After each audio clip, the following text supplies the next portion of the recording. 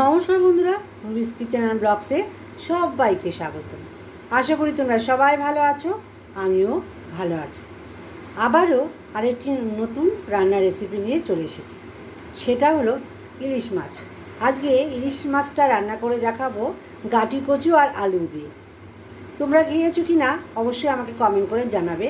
আমি কিন্তু এই প্রথম গাঁটি কচু আর আলু দিয়ে রান্না করছি, দেখি কেমন হয়। তাছাড়া ইলিশ মাছে সর্ষে পোস্ত না দিলে তো ভালোই লাগে না, এগুলো দিয়েই করব এই রান্নাটা। চলো দেখতে থাকো আমি কিভাবে রান্না করি। ফ্রাই প্যানটা বসিয়ে দিয়ে তেল ঢেলে দেবো, দিয়ে মাছগুলো আমি ভেজে নেব। মাছগুলোর মধ্যে আমি নুন হলুদ মেখে নেব। নুন হলুদ দিয়ে মেখে নিলাম।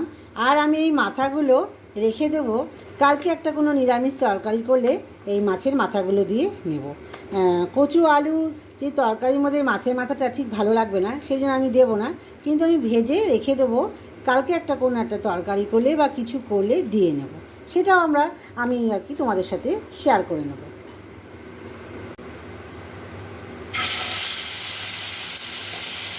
এক এক করে সমস্ত মাছ আমি ভেজে নেব হালকাভাবে, বেশি কড়া ভাজবো না। মাছগুলো ভাজা হয়ে গেছে, আমি এবার তুলে নেব।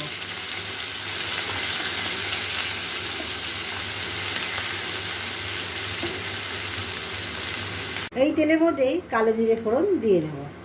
কচু আলুগুলো এই তেলেই ভেজে নেব।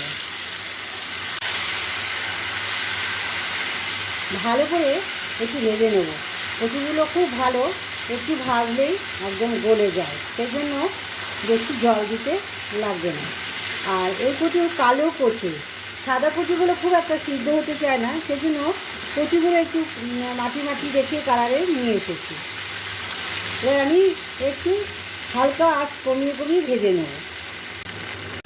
এবার আমি একটু হালকা গ্যাসের ফ্লেমটা কমিয়ে দিয়ে ভেজে নেব। বেশি কড়া আজে ভাজবো না, তাহলে পুড়ে যাবে, সেই জন্য একটু গ্যাসের ফ্লেমটা কমিয়ে নিয়েছি, নিয়ে ভেজে নেব। আলু কচুগুলো প্রায় ভাজা হয়ে গেছে। এবার আমি পরিমাণ মতো লবণ দিয়ে নিলাম, হলুদ ভালো করে মিশিয়ে নেব। নিয়ে আমি একটা মশলা করে রেখেছি, কাজু বাদাম সর্ষে পোস্ত দিয়ে কাঁচা লঙ্কা দিয়ে একটা মশলা করে রেখেছি, সেটা এখন এর মধ্যে দিয়ে নেব। ওটা দিয়ে নিলাম, সর্ষে বাটা পোস্ত কাজু বাদাম কাঁচা লঙ্কা দিয়ে একটা মশলা করে রেখেছিলাম, ওটা দিয়ে নিলাম। এবার আমি ভালো করে নাড়িয়ে চাড়িয়ে মিশিয়ে একটু জল দিয়ে হালকা গ্যাসের ফ্লেমটা একটু কমিয়ে নেব, দিয়ে একটু ঢেকে দেবো। ঢেকে দিয়েছিলাম, এবার একটু তুলে নিয়ে দেখব কচু আলুটা সেদ্ধ হয়েছে কি না। ভালোভাবে একটু নাড়িয়ে দেখলাম, হ্যাঁ কচুটা একদম সেদ্ধ হয়ে গেছে। এবার আমি মাছ দিয়ে নেব। তুলে ভেজে রেখেছিলাম মাছগুলো সব দিয়ে নিলাম। এর উপর দিয়েই আমি একটু ধনেপাতা দিয়ে নেব, অপশনাল, তোমরা দিতেও পারো নাও দিতে পারো। যেহেতু আমি এখানে কচু দিয়েছি আলু আছে, সেই জন্য একটু ধনেপাতা দেবো, না হলে ইলিশ মাছে ধনেপাতা না দিলেও চলবে।